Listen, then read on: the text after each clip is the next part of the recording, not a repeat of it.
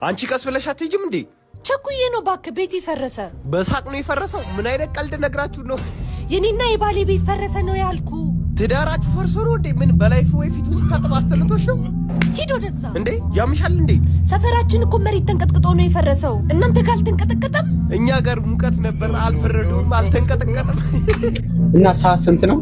ወይ አባይ ሰላም አስበጂው። ሰዓት እኮ ነው የጠየኩሽ። እና ምን ያሳደባል? እኔ እኮ አስተካኪው አስበጂው ነው ያልኳት። በጣም አፍ ይሸታል። እኔ ከዚህ በኋላ ካንተ ጋር መሆን አልፈልግም።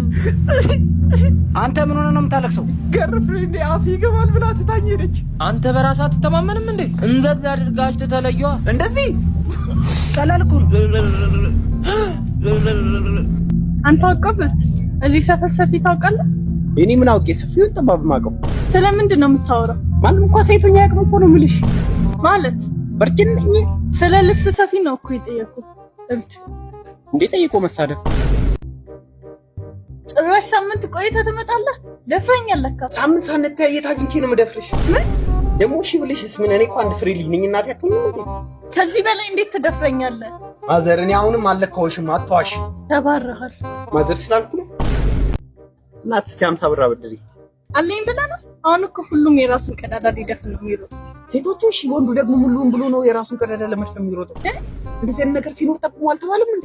ማለት ደግሞ ሴቶቹ ሲሆኑ ቀዳዳቸውን ለመድፈን ይተኛሉ እንጂ ይሮጣሉ እንዴ? አማኑኤል ግባሽ። ማነው ደግሞ ማኑኤል? ማሪ ጠግባላ። ይሄን በርገር ላንሳው። አዎ ጠግባላ አይደል? አዎ በቃ ውጪ እኔ ቢጤ ስላሉ ነው እሰጣቸዋለሁ። እሺ እኔ ልስጣቸው? አይ እኔ እሰጣቸዋለሁ። አንተ ተቀመጥ። ራበኝ። እንኳ አባቴ አመሰግናለሁ የኔ ፍቅር።